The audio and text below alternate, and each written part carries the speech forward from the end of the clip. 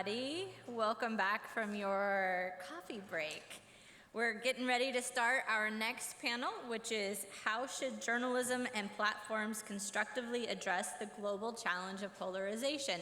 And we've had a bit of a lineup change here, as the moderator for this panel is no longer going to be Janet Coates, it's going to be Amy Mitchell.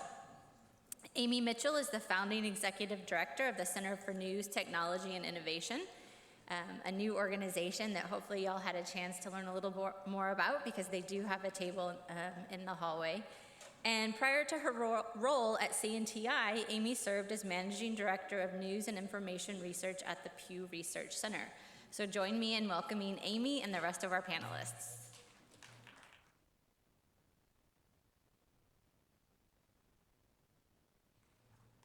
Thank you, and everybody come on up. As I told Janet, I am not going to be able to replace the wonderfulness that she would bring to this panel discussion, but I will do my best. And unfortunately now you guys have to see my face back to back in sessions. Hopefully it will be okay. And as we're talking about all these new challenges today, whether it's around AI and other kinds of changes in the journalism landscape, we still are talking about polarization.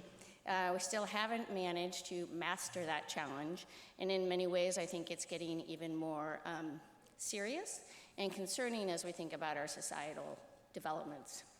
And so that's what this panel is going to focus on.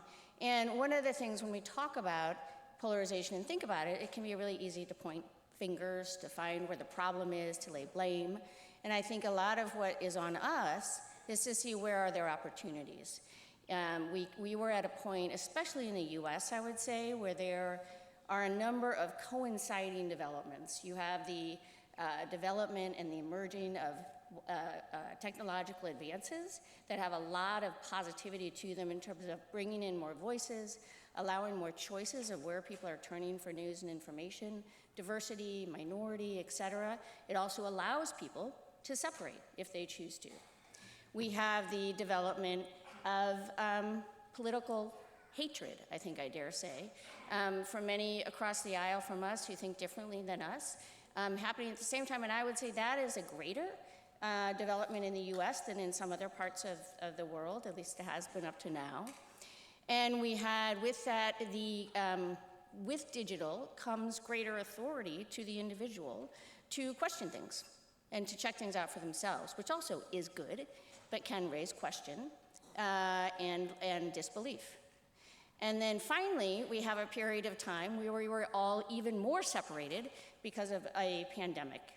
And so we look to this panel to help us think about what are the ways to really focus on how can we come to areas of agreement and close some of those gaps, as opposed to focus on where they are, the problems with them and the expansions. And I think we're going to start with Richard Gingras. I'm going to introduce them one at a time as they're coming up. He is the VP of Global News for Google, and he will share some thoughts and things he's been working on over the last few years. Richard.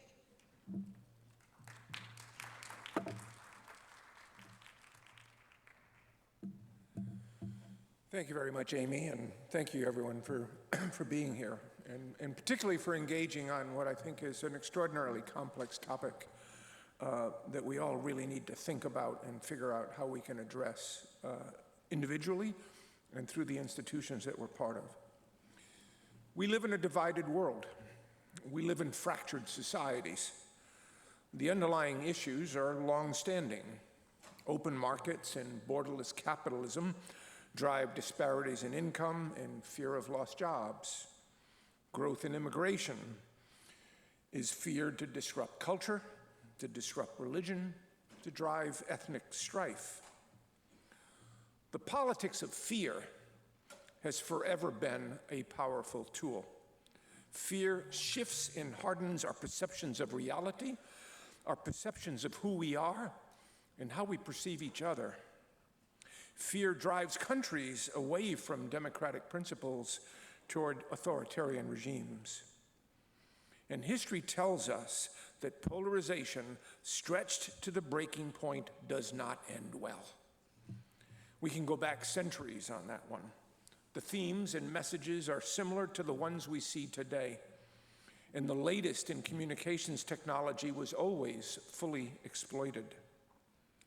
With the internet, society's access and participation in media became more open. It became intrinsically more diverse. It became mathematically more divisive. We choose the voices that reflect our view of our world, that reflect our biases, good, bad, and indifferent. In a world of unfettered free expression, the nature of both public discourse and political engagement changes. While the internet can elevate noble speech, that which appeals to our better angels and allows us to find consensus, it also enables heinous speech, where anger and outrage and self-righteousness can fuel a hatred of others. After the United States election in 2016, I spoke of the need to bridge the gaps in our society by appealing to our innate sense of reasoning. It seemed right at the time. However, we have no innate sense of reasoning.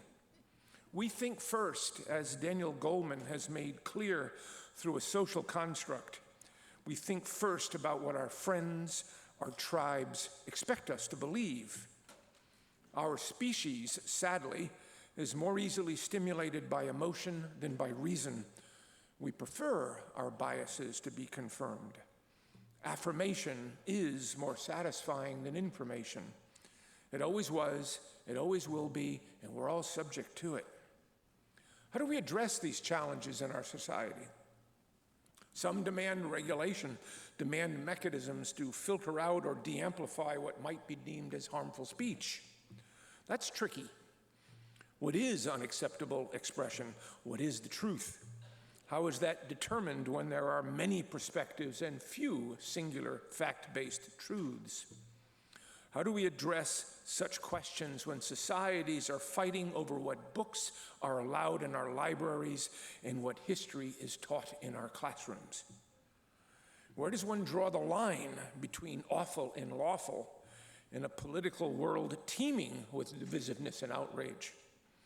As Amy Mitchell knows, and the Center for Technology and Innovation, for News Technology Innovation, recently warned in a report, these tools can be used against the press by less well-intentioned leaders. So let's be careful what we expect for others to solve problems in our society. Us versus them, we versus they. What can journalism or technology or any other institution do to address the loss of understanding, the loss of trust, the loss of a broad sense of the collective good? How might each of us, in our own efforts, rebuild a sense of value and trust in fact-based knowledge? How might we address the challenge of polarization with our own constructive action? Let me just surface a few possibilities, but again, my effort here is just to try to stimulate the conversation. Journalism leans on principles of fact-based coverage. However, news organizations have always had varying degrees of partisanship, perspective, opinion, as is appropriate. However, the left-leaning publication is despised by the right. The right-leaning news brand is despised by the left. Both lean toward affirmation rather than information. Today, with unlimited space, news sites offer far more opinion than in the past. We have more partisan news sources than in the past. We assume readers understand the difference between fact-based coverage and partisan opinion. They don't. The prevalence of opinion on a news site creates doubt about the fact-based coverage sitting by its side. If they don't agree with your opinions, they won't accept the fact-based coverage you provide. How might we address the role of opinion in presenting fact-based journalism? How might news avoid amplifying societal fears? It bleeds, it leads. Every day we learn of the anomalistic horrors of our societies. How can we cover violent crime without amplifying fears that conflict with actual reality? Is that violent crime an anomaly or a trend? Our readers should know. In the United States, you are 35 times more likely to die of cancer or heart disease than from violent crime. Yet we perceive those fears in reverse. Our fear of violent crime is far higher than our fear of dying in our cars. We live in a landscape of distorted risk. Might we provide the necessary context to close the gap between irrational and rational fear? Several years ago at Google, I began a project to build a massive data commons coalescing statistics from thousands of authoritative sources. Might that make it easier for journalists to offer appropriate context? Might new AI tools assist the reporter in surfacing such data to provide that relevant context? Might we rethink the models and formats used in journalistic work? Tina Rosenberg, who's with us today of the Solutions Journalism Network, and those at the Constructive Journalism Institute explore a different vein of opportunity, presenting news coverage through a constructive lens. It rethinks the coverage model to display the necessary context, the hows and whys of a calamitous event, and importantly, to report objectively on how the event could have been prevented. Can journalism convey the principles of unbiased, fact-based coverage through renewed thinking about the structure of the work? Can such models guide critical thinking and guide the reader's own evaluation and judgment? Can we consider our use of language? Janet Coates, who is going to be with us today but couldn't, has been doing critical research on the linguistics of news. Her analysis of coverage of racial justice protests, specifically the murder of George Floyd, was sobering. Janet noted, the words quite literally scorched off the page. The verbs used to describe protest actions repeatedly drew comparisons to fire or destruction, such as spark, fuel, erupt, trigger, ignite. Janet poses tough questions. Is the use of fiery language a deliberate choice, or is it a subconscious pattern in covering such stories? How does that impact the perception of those who demonstrate? How might it fuel partisan divide? Language matters. Politicians know this. They spend millions testing which words and phrases will stimulate the desired response, be it hope or fear. Might journalists also study our linguistics? Might we consider the impact of amplifying the false memes and spin propagated by the politicians we cover? Might we avoid terms and labels that emphasize divisiveness and instead promote constructive dialogue? If we seek common ground, maybe the political talk show shouldn't be called Crossfire. How do we address the challenge of the other without being perceived as someone else's other? I read Mónica Guzmán's thoughtful book about her own sharply divided family. It's called I Never Thought of It That Way: How to Have Fearlessly Curious Conversations in Dangerously Divided Times. We cannot find common ground without learning how to listen to each other. We cannot win an argument by putting a hand in front of someone else's mouth. Can all of us, in our own way, take care not to demonize those we disagree with? Can we avoid reducing the other to simplistic memes? Demonization doesn't bridge divides, it deepens them. Fear of the other, it's core to the crisis of divisiveness. Stanford led a recent mega study on interventions to decrease polarization. Two approaches seem to work best. One is to leverage empathy, and the other is to leverage perceived similarity. Both are relevant to our work. The value of empathy is achieved by highlighting relatable, sympathetic exemplars of different political beliefs and avoiding the high conflict personalities who are typically seen in politics and media. The value of perceived similarity is leveraged by highlighting common cross-partisan interests. Does the news publication feature information about non-controversial topics, on local sports, on community events, on the progression of life from birth to obituary? Such topics drive engagement, unify a community, and research has shown build trust in the serious journalism that is provided. That is an opportunity for local news. These challenges aren't only for the media and journalism communities. How might other institutions do their part? How does Google do its part? How can algorithms and machine learning reflect sources that are authoritative, accurate, and reflect the diversity of a society's norms and perspectives? How might we offer resources that help users understand how to think and not be perceived as telling users what to think? The answers aren't easy. We won't find them without asking the hard questions. It is up to us to do that in our actions, our principles, and our own thoughtful behavior. And may we have those conversations to find those difficult answers. I thank you.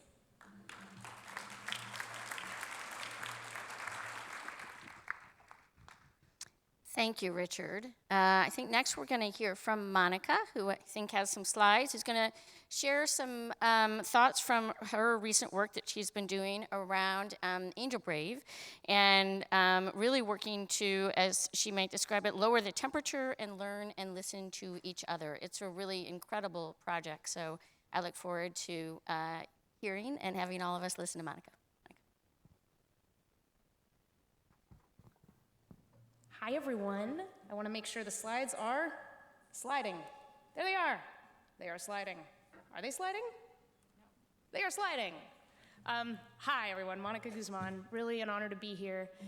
I have been a journalist my whole career. In the last few years, I have felt compulsively called into what is often known as the bridging space, the bridge building space. What does it mean to make connections across communities of difference, particularly political difference? I'm with Braver Angels, the nation's largest cross-partisan nonprofit focused on political depolarization. I wrote the book you see there that Richard mentioned. I never thought of it that way. My most exciting project right now is the thing at the bottom, A Braver Way podcast, which is out to equip people with the tools they need to bridge the political divide. This is personal for me. This photo was taken on Election Day 2020. Those are my parents. In our cups is sangria. We needed it. We did not vote for the same guy. That night was interesting. There were all kinds of arguments. There were people storming out of rooms, but there was also a real attempt to understand. It's been quite a journey for me and my parents. They're conservative Republicans. I'm more liberal Democrat. And the contrast that I have seen between, those contexts and conversations where even across the most agonizing disagreements, people are able to illuminate something, not change people's minds, but illuminate some understanding. And those conversations that for the most part don't happen or blow up or just no one can even imagine them happening because of the differences that exist. I often say that we tend to be stuck in this cycle where we're judging each other more while we're engaging each other less. And how can we pretend to be informed when we're not informed about each other, how each other thinks, the perspectives that we each hold? So there are three main paths that I see toward this division, and Richard, frankly, summarized them really well. Sorting, othering, and siloing, the call for help, the SOS. Three forces of human nature that brought us to where we are. Sorting is the very natural human tendency to want to be around people who are like us. That's literally how we make our friends, form our communities. It's the easiest way to do it. It's fun, it's great, we love it. But once we're in our groups, othering can do its work. And othering is the natural human tendency to want to put distance between us and them. And as research going back to the 60s shows, the differences don't have to be that meaningful between groups for us to begin to subtly discriminate. When the differences are meaningful, when there is a narrative there, those people are out to get me, those people hate me, then othering can get a lot stronger. And then we have siloing. And siloing is really accelerated by our communications technology and of course our media, all of us, the industry. It's the stories we hear sort of generously versus not so generously based on the groups that we tend to find affinity in. And SOS adds up to this. It narrows our view of the world while convincing us we see enough of it. I think part of the problem is that we are so divided, we're blinded. We're blinded to the reality of the debates and the reality of what people around us truly think.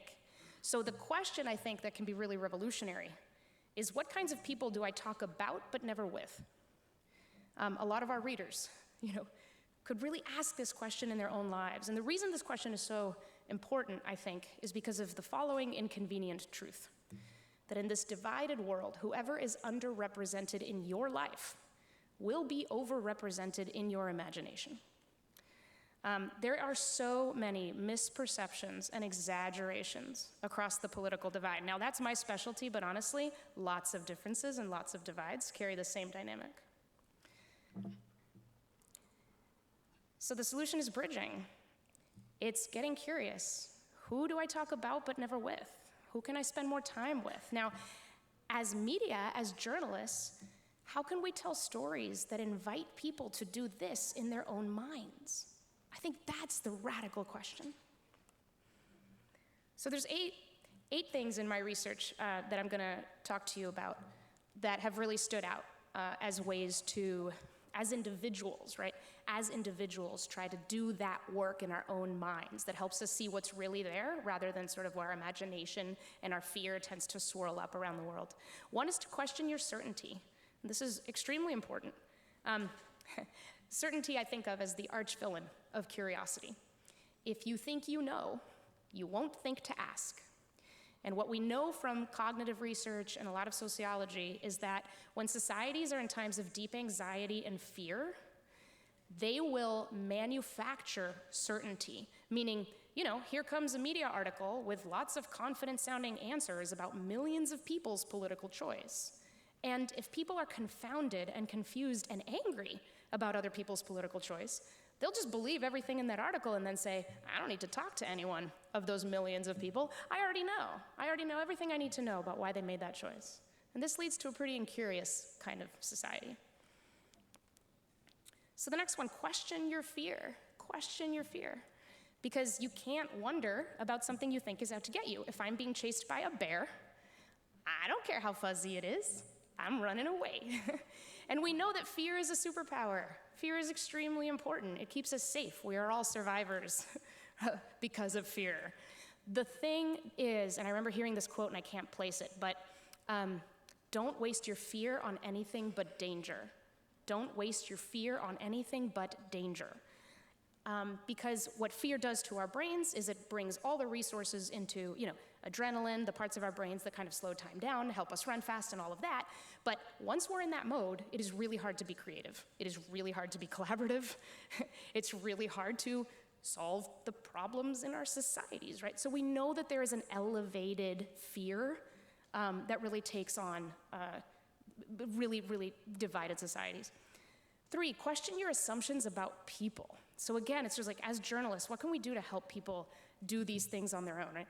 Question your assumptions about people. And the biggest one is, in a disagreement, is they must be crazy, stupid, or evil. Richard was talking about affirmation. Often the kind of affirmation people really look for and click for is this. Those people are crazy. They are stupid. They are evil. And I'm gonna look for coverage that tells me that, right? But wow, what an enormous assumption that shuts down curiosity, right? Question your assumptions about motives. The most pernicious assumption that really kills curiosity dead in politics is this one. If they oppose what I support, they must hate what I love.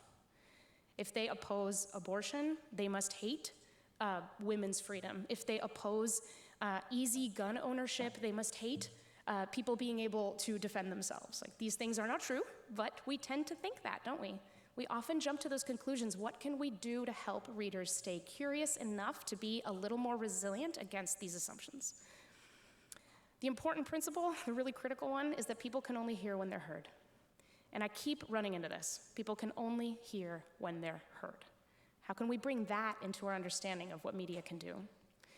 I am a fellow at the University of Florida, the Consortium of Trust in Media and Technology, and I'm working with the aforementioned Janet Coates, who couldn't be here today, on some research that is showing, like, in experimental evidence that people can only hear it when they're heard. In one study that we ran, we learned that the presence of 2 sentences in conversations about abortion and homelessness made all the difference in this. And the sentences were, "I want to hear from you. What do you think?" And when those 2 sentences existed in a huge, long conversation, people felt more heard, and by virtue of feeling more heard, were more open to opposing views, to listening to opposing views, which is just remarkable. So I mentioned braver angels. It can often seem completely impossible to bring people together across the political divide. Those lanyards you see, the red lanyards are conservatives, the blue lanyards are liberals. And yes, labels can suck, but at the Braver Angels convention, we had exactly 50% liberals and exactly 50% conservatives, and I would say the labels did not suck. The labels helped everyone stay curious and stay open, and it was really fascinating. So I'll leave you with a couple of questions that are particularly powerful for driving curious conversations in divided times. One is, how did you come to believe what you believe? Not why. Why do you believe what you believe across a divide where there's suspicion and mistrust can feel quite loaded? People will feel on trial.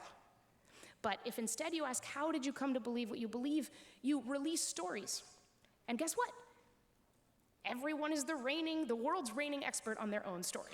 And there is always truth in somebody's story, even if there's no truth in their conclusions. So asking how, not why. How did you come to believe what you believe? As journalists is really powerful, but also if we can encourage and inspire through our coverage our readers to ask that of each other and the people they know in their own lives. It can go a long way. And then, what are your concerns or hopes or fears? Rather than, what do you think about guns? What do you think about immigration? What concerns you about what's happening with immigration? What do you hope to see with the conversation around abortion? And the reason asking about concerns is so special and important is when you ask what people worry about, you learn what they care about. And the research into values shows that, you know how everybody says, like, they don't share my values, I can't talk to them, they don't share my values. The research into values, as I see it, what it concludes is that we do all share our values. We just rank them in a different order for different issues. That's the thing. So when you start talking about what you care about, nobody hates freedom, nobody hates security. You start to find common ground. You will start to find common ground. So I will leave you with that. Check out A Braver Way, my podcast, if you want any more on this, and stay curious. And let's see what we can do to help our readers stay curious too.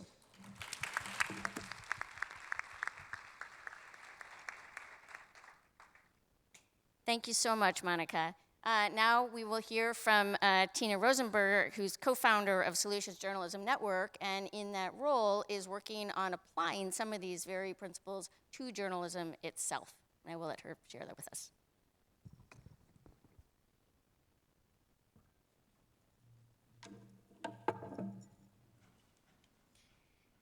Thank you, Amy, and thank you all for having me here. It's really an honor. It's my first ISOJ, and I'm very excited to be here. So I'm going to talk about how some of the brilliance we've just heard is being applied in local journalism. And because I think that these principles that certainly what Monica was talking about especially are very, very important for all of us to keep in mind, not just as human beings around the Thanksgiving dinner table, but as we go about our work. So how can we as journalists attempt to reduce polarization? The one big overall lesson I have is save local news, right? I mean, we all know how polarizing national news can be. When local news disappears, national news steps in, and what we want is, as Richard said, to be covering our communities from birth through the obit, because that is something that we all have in common and that can bring us together. And when we are divided, if we don't nationalize those issues, if we focus on what's important locally, it will help to depolarize us. So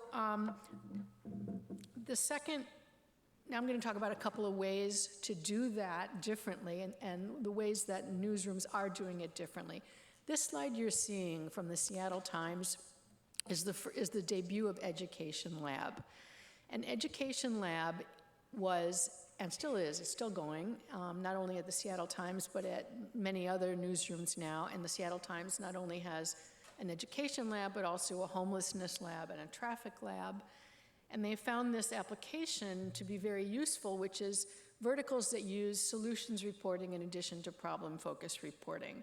So this story was the first one, and it really sums up what solutions reporting is about. The last sentence in the caption is, so what happened here that allowed this elementary school to suddenly raise their test score so dramatically, and can it be replicated elsewhere?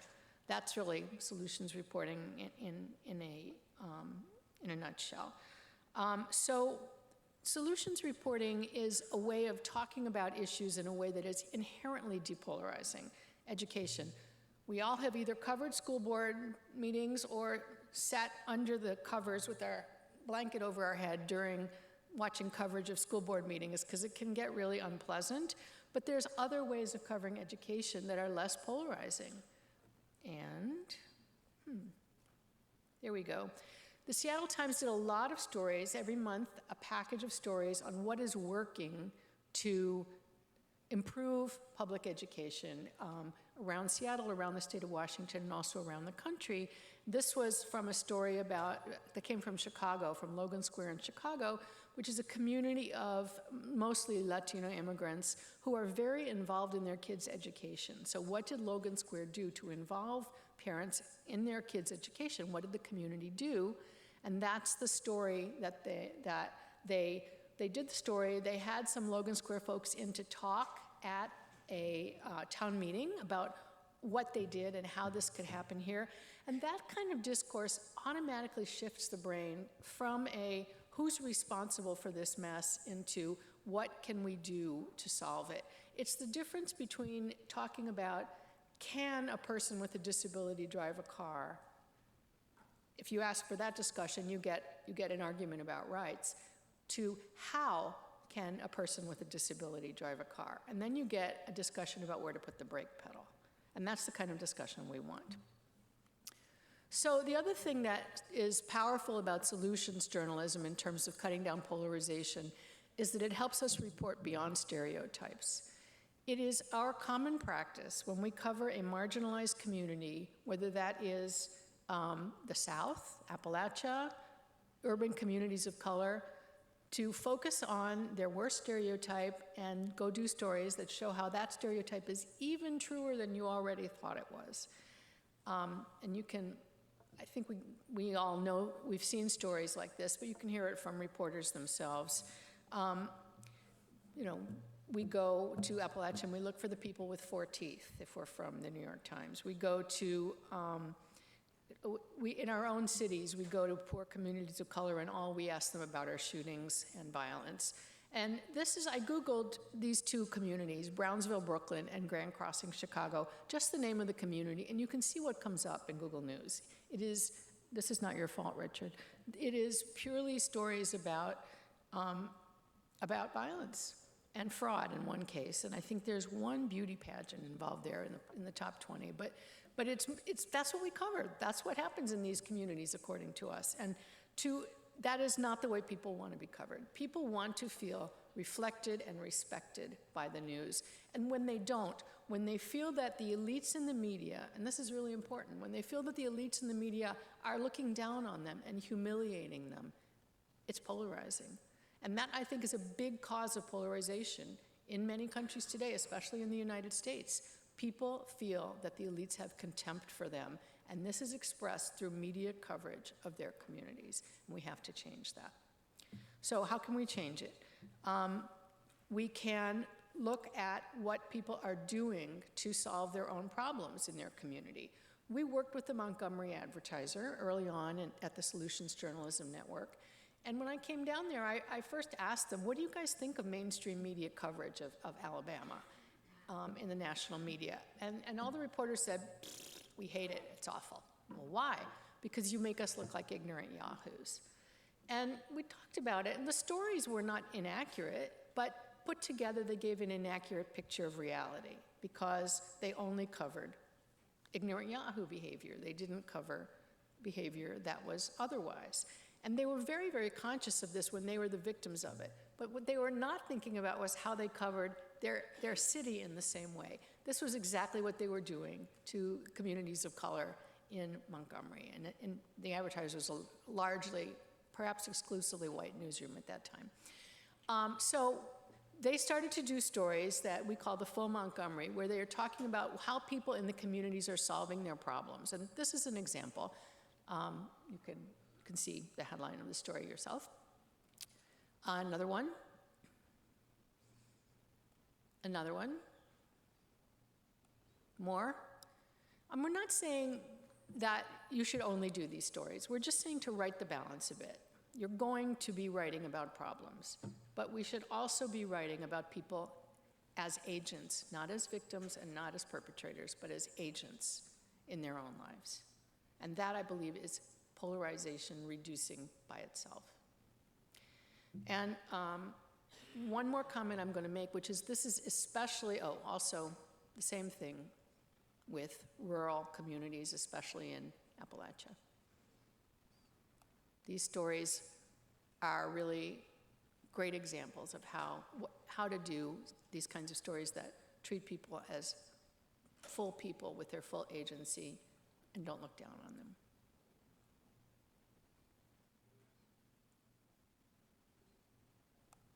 So this is really, really important this year. It's a big election year everywhere in the world, 60 elections this year. And our tendency in election coverage is to be polarizing, is to treat conflict as the story and look for it and exploit it and occasionally foment it. That kind of coverage is misleading. It does not serve the public, and it's not informative for viewers. So we have, if I can give a plug to the University of Texas Knight Center for Journalism in the Americas, we have a MOOC, right? We have a MOOC that is just closing now, and it's archived. You can see it, called A Better Way to Cover Elections. We're working with Trusting News, with Harkin, and with Better Conflict, Good Conflict on this.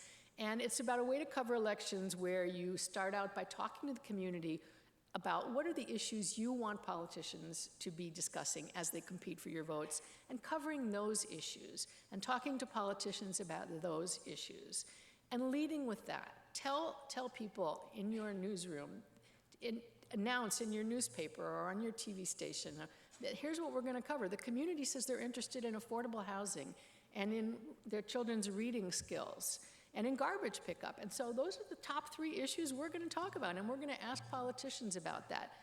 You'll very rarely find that the community is most interested in why there are books about gay people in the library. They will be more interested in why their kids can't read, and that makes for better kinds of coverage. So this kind of coverage, which includes covering solutions, what are being done, what kinds of things are being done in other cities to solve these problems, is very important to depolarizing in an election year and helping to better inform voters about what is at stake here, covering the stakes, not the odds. What is at stake here, and what the candidates are saying. So I will stop with that, and I'm happy to talk later on with anybody who wants to talk more about what newsrooms are doing to depolarize in their coverage. Thank you.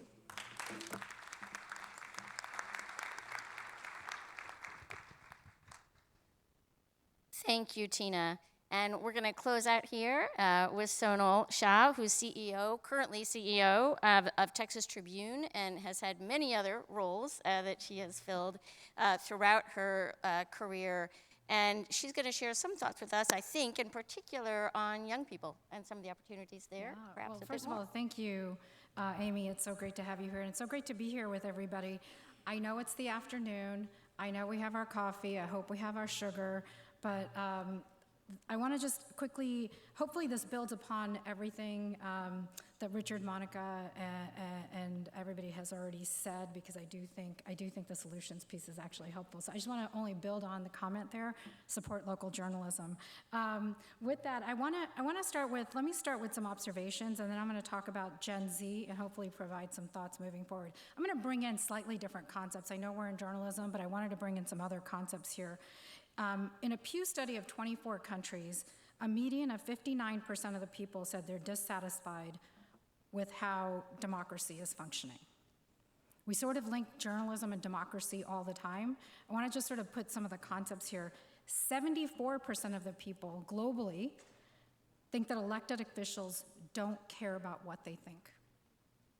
74% of the people globally do not believe that elected officials care about what they think.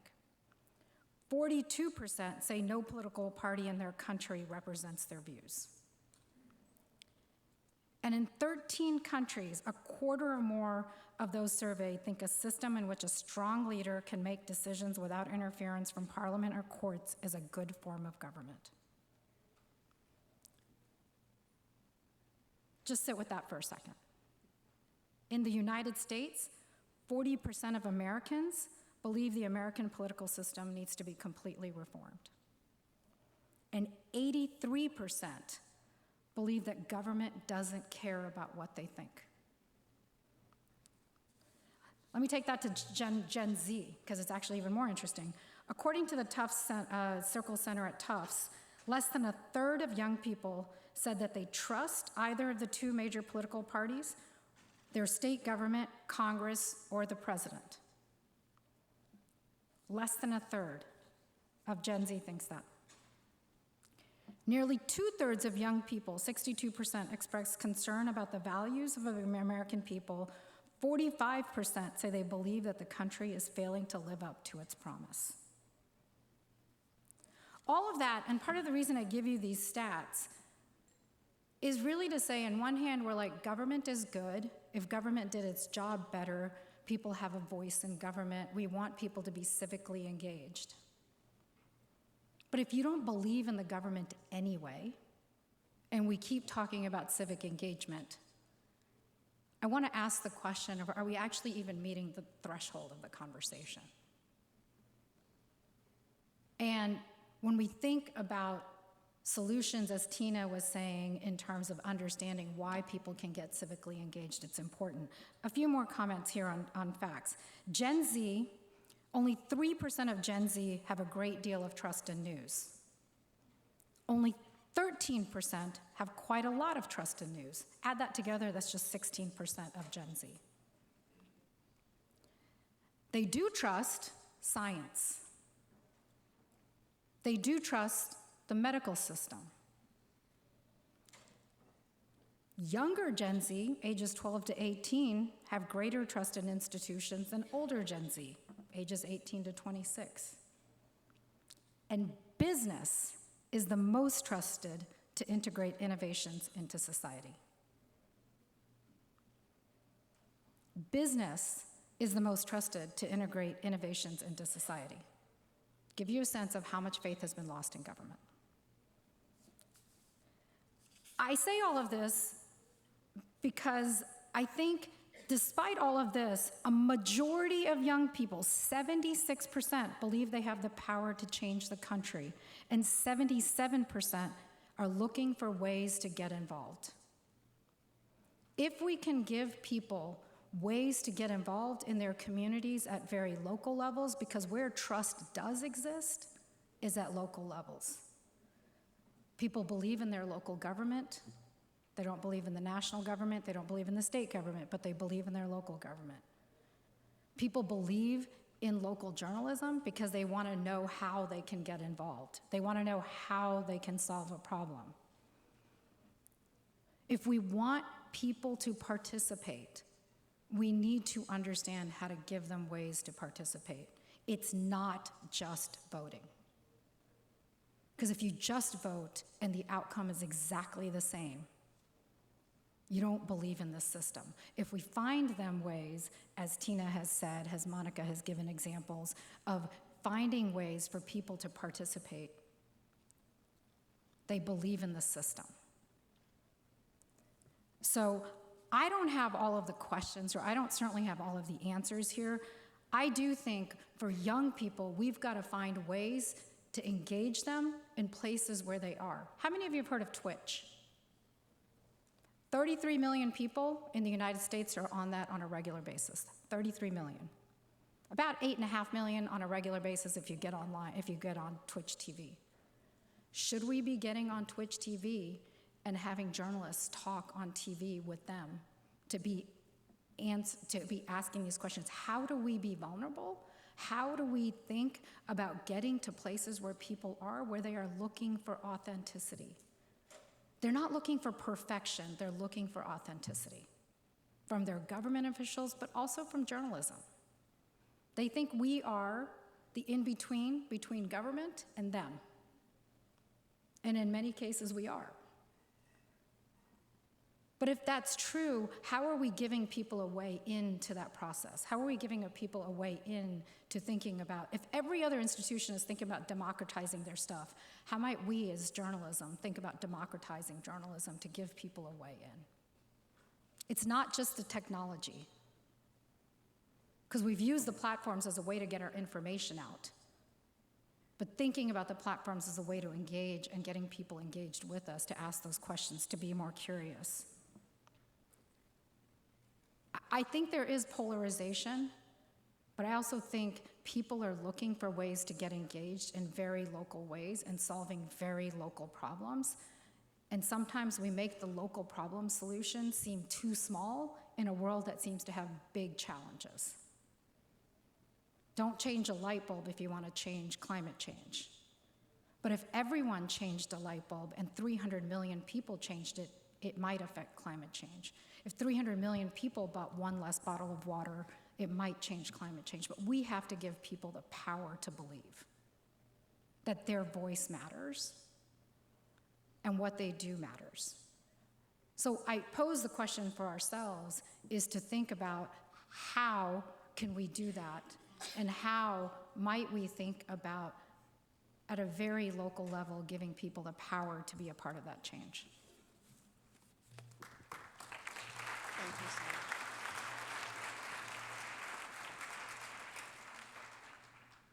Thank you so much, all of you. What a terrific set of discussions and thoughts and insights. I'd like to start, we have a number of questions from the audience, so thank you all, and I will get to those. I have one sort of follow-on, or two really, that I put forward to everybody on this panel, and it gets to the question of audience. And I think we've talked and heard from some of you about the need to connect to others, the need to be able to produce journalism that shows people for who they are, that welcomes them in. Part of the challenge, I think, in journalism today, and I'll get to local in a second because I think it's a challenge there too, is getting people in the first place, to even get the opportunity to bring that audience in. And one of the things we're seeing, I mean, there are a lot of the very strong polarization and negativity of other media sources is more at the national level. But there is more that's happening now at the local level too. And a part of the sorting and siloing, to get to Monica's point, is occurring at the local level where people are choosing to live or not live. And so when we get to that point, how does the journalism respond to that and actually connect people? Is there an opportunity for technology to play a role there that's less of a geographic bounds? When journalists are doing stories and producing stories, is it more about explaining to the current audience what the other people are like and trying to do a decent job of that, or is it actually welcoming people in?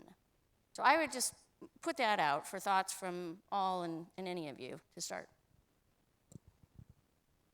Well, I'll start just by drawing one bit of complexity into something that, you know, I always speak of very simply, and I think many people do because it's useful to.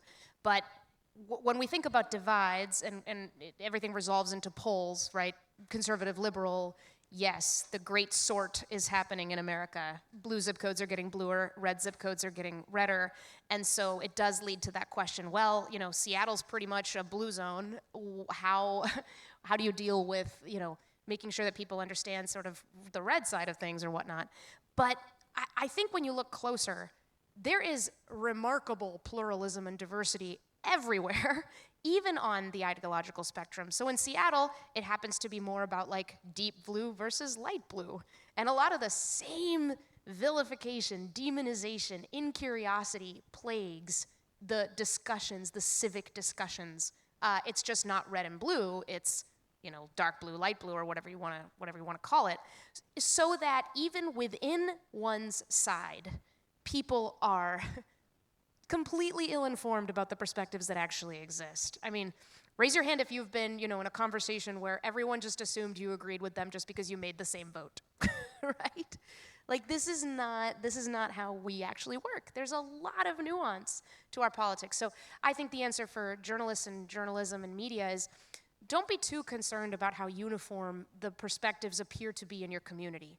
They're not. We are infinitely complicated, and there are fractals of interesting angles. So instead, try to model the sort of constant curiosity that will surface whatever difference is there, and skips that temptation to assume perfect agreement just because the appearances are there.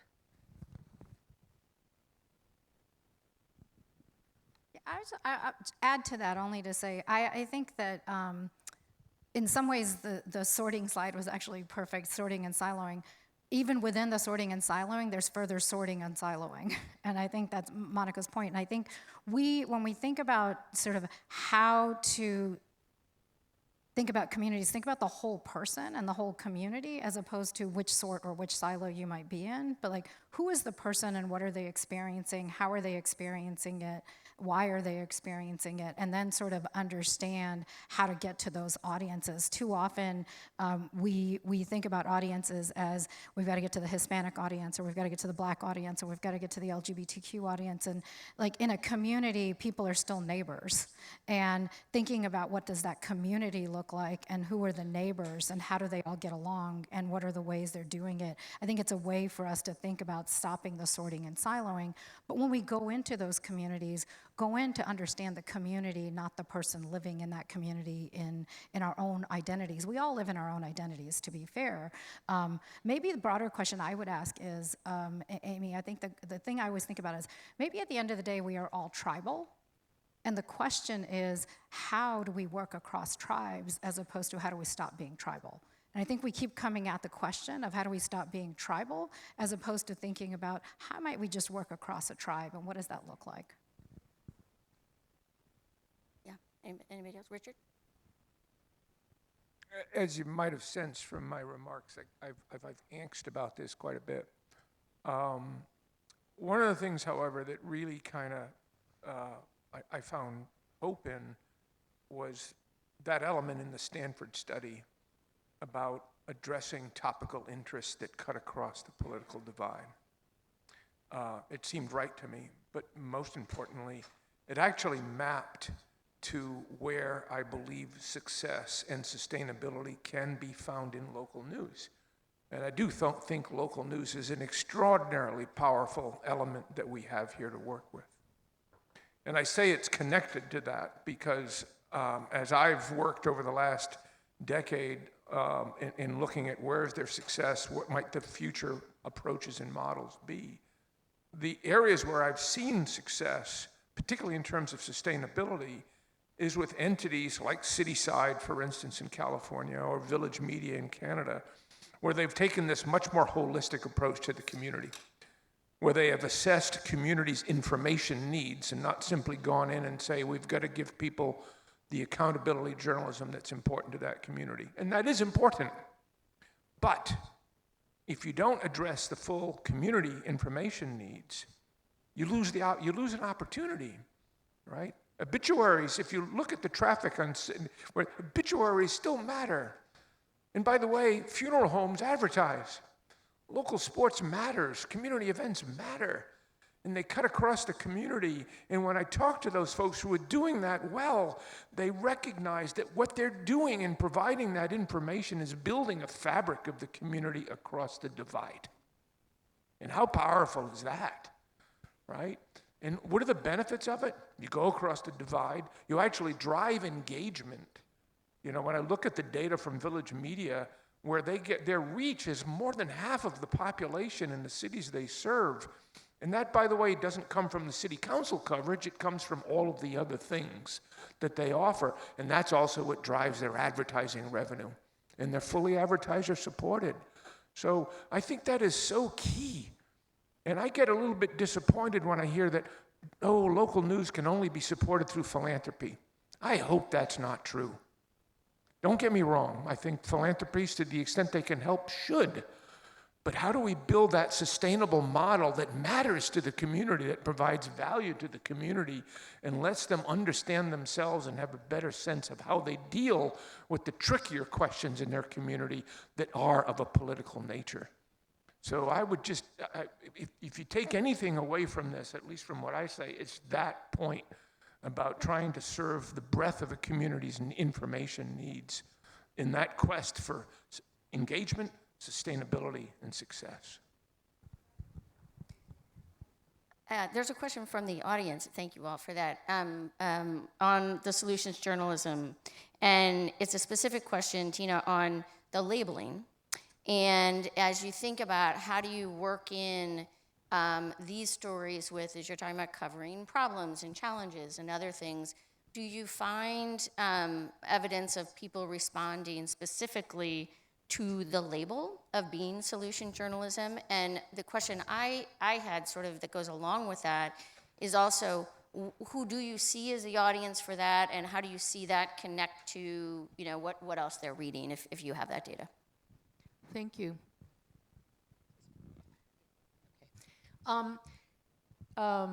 It's a very interesting question about labeling. First of all, the name Solutions is a very bad name, and we really should be called the Responses to Problems Journalism Network, but we're stuck with Solutions at this point, and people take it the wrong way. It doesn't mean we've solved this problem. It means we're going to report on somebody who's trying to make a dent in this problem. So a lot of people call their solutions reporting something else, like what's working, or whatever you're comfortable with. We don't care what you call it, but it is important to signal that's what it is, because readers need to know that here's something different. And we know from the annual digital news report from the Reuters Institute in Oxford that the negativity of the news is by far the biggest reason people tune out from the news. And last year, they included a question to news avoiders, what would make you tune back in? And the answer was positive news and solutions journalism. Now, I don't advocate positive news because I think that's not real journalism, but people, I don't think they really understand the difference. They just want something that makes them feel less despairing. So label it, yes. I think it's really important to label. And the answer to who wants it is that journalists have a little trouble with this concept, although not as much as we had feared, but non-journalists have no trouble with it at all. Your audience wants this. Yeah, that's great. And speaking of labels, there was another question that asked about labels in algorithms, Richard. And specifically, he says, you made a great point about readers not distinguishing between fact-based coverage and opinion. Maybe Google should reward publishers that provide labels that distinguish those types of articles. Could you provide more SEO, or I guess other kinds of ways for publishers that label those articles? A very good point, and it's actually there, and this is something that we've been put focus on for a long time. It started actually with our efforts in supporting the foundation of the Trust Project, because the Trust Project was just about that, about transparency, about the organization, about its authorship, about the nature of its work. We try very hard, and I'm now old and I'm not running product anymore, but it would always drive me nuts if an opinion piece was leading a cluster on search or on news, because as far as I was concerned, A, it shouldn't be there, it should be secondary, and we should have picked it out. But sometimes it's hard. And so it does help, usually if it just says opinion right there for everyone else to see. I mean, then it's easier. Remember the old days, it would say, well, you know, the opinion content has a headline in italics, like anyone figured that out. They did not. So the protocols are there. The Trust Project has obviously been pushing it, and it doesn't really take a whole lot of effort. Just if you label it appropriately on our site, that will certainly help us do a better job of differentiating between the fact-based coverage and opinion. So please do. That's great. And here's a question on, I think, that may speak to Sonal and maybe Monica, maybe to all of you. But it has to do with coverage of divisive speeches.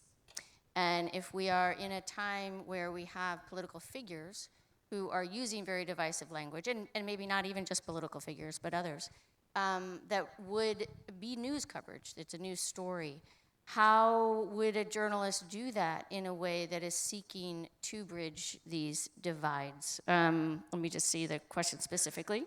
How can we cover leaders with divisive speeches that cannot be removed from coverage? At the same time, does publishing these speeches increase polarization? How do we deal with divisive speeches from people of interest? I'm just going to give an example of everything. I think what our team, the editorial team, has been doing. You know, SB4 is such a divisive speech, and we had two leaders come to the border to talk about, you know, both President Biden and former President Trump. And I think the angle we tried to take on it was, how did the community actually feel?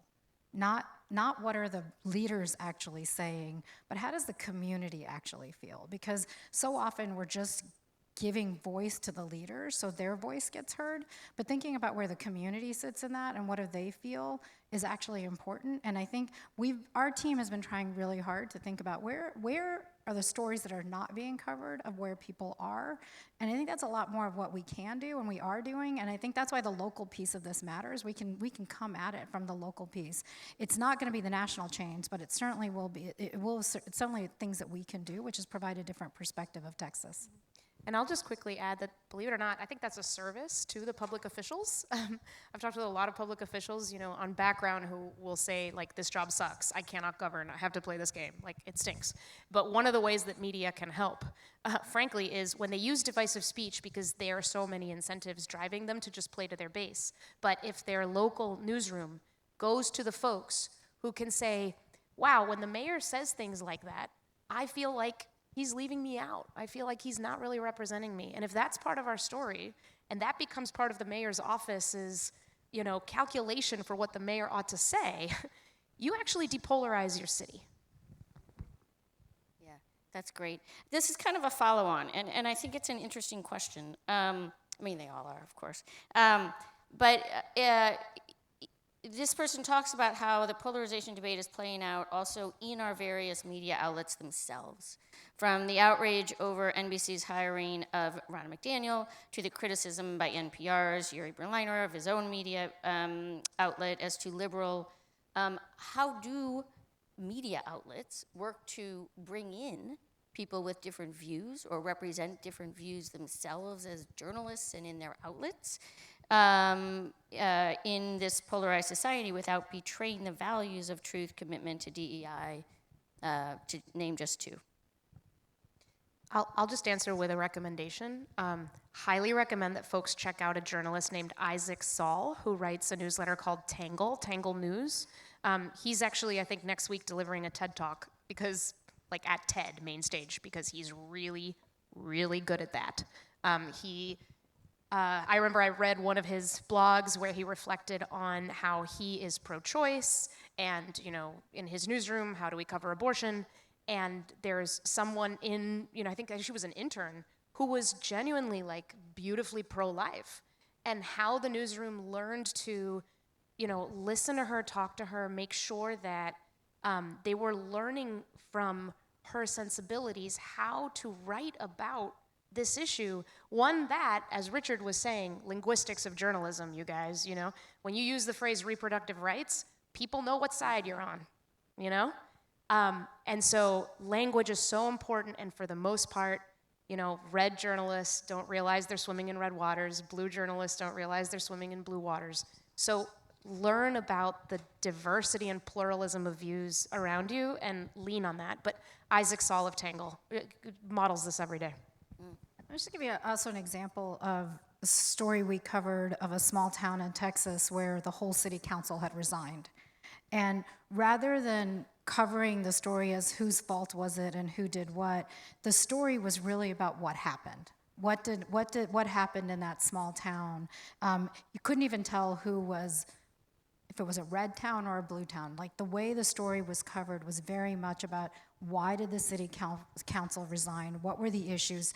Listening to the city council, the mayor, the people, and that story was so beautifully edited. The mayor called the reporter and said, "Thank you for writing a very fair story. We're now having a conversation." Right? That's what you want more of, is having that ability to understand what's happening in the community and being able to report it and really sort of taking the politics out of it, but really understanding the source issues underneath it. Yeah, that's fascinating. I have a question, I guess. I'm aware that this has been a very U.S.-focused conversation, and we have a lot of folks here, either in person or online, who are not in the United States. I know in research I did a while ago, in my earlier role, that looked at this kind of polarization politically and in news media sorting specifically, in a variety of other countries outside the US, it didn't exist to the same degree. And I think a lot of that was because the digital environment hadn't really emerged as strongly at that point. And there were still, the traditional outlets were really where the vast majority of folks went across political ideologies. But I'm curious if you all have thoughts about where there may be differences or where people have seen things internationally. Richard, you may be one who has, you spend a lot of time traveling. I wonder if you have any thoughts on that, not to put you on the spot. I can't say as I've seen examples of where it is, for instance, being dealt with in any particularly more constructive fashion. I think it's closer to what you said, in that the degree of evolution of the digital ecosystem isn't there. Like I was in Nigeria last summer and was just struck, frankly, I did like 30-minute interviews on major television programs about complex subjects, really thoughtful interviews, and you're like, gosh, that wouldn't even happen in the United States. It would get reduced to some confrontational thing almost automatically. Is that just based on the evolution of their media environment? To some degree, yes, because I know they are deeply concerned there about all the same issues here: ethnic strife, religious strife, so on and so forth. But if you look at other countries, Brazil, kind of similar, right? You've got these highly partisan, for instance, whether they're cable channels or satellite channels or whatever, streaming channels, where you've got these confrontational chat shows with people yelling at each other. It's a real deep challenge. I wish I could say there's a country that's getting it right, but if so, I haven't bumped into it. Yeah, it's interesting, and welcome thoughts from others, either in conversation or online about that. It is fascinating, and I think the anti-institutional element is very much present in a lot of other countries as well. One last question as we wrap up, and I guess for me it would be a question to each of you on what would be your goal? What would be, if you look out a couple of years, what would make us feel good about where we've gotten? I don't think it's getting rid of all of it. I think it's about understanding. But when we think specifically about journalism and the way of telling stories and communicating news, is there sort of one, here's what I'd really work towards? Tina?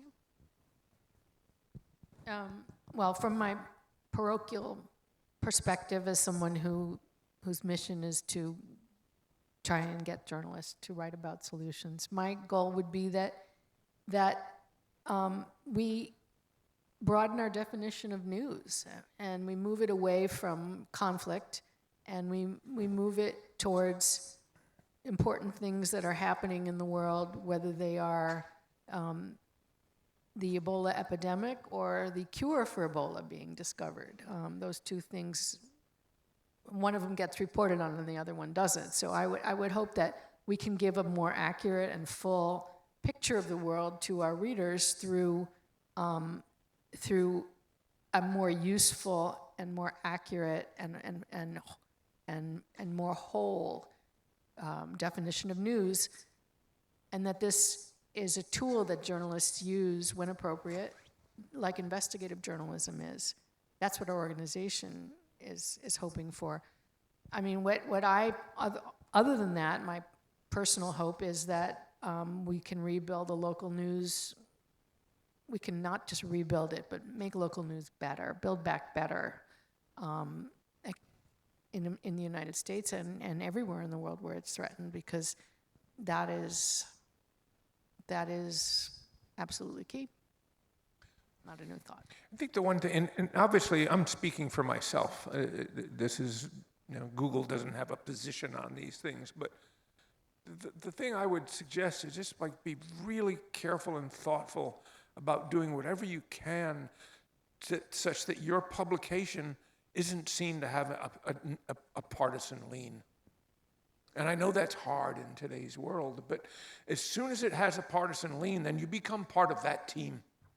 Your red team, blue team. Hate the whole concept of red team, blue team. And if that's the way things fall, I don't see how we get ourselves out of this. And there too, if we look historically at what's happened in countries, it doesn't end well. So how do we if we can't find ways to go across the chasm, which again goes back to that, where are the areas of content and interest that cut across the chasm to help decrease that sense that you're the other.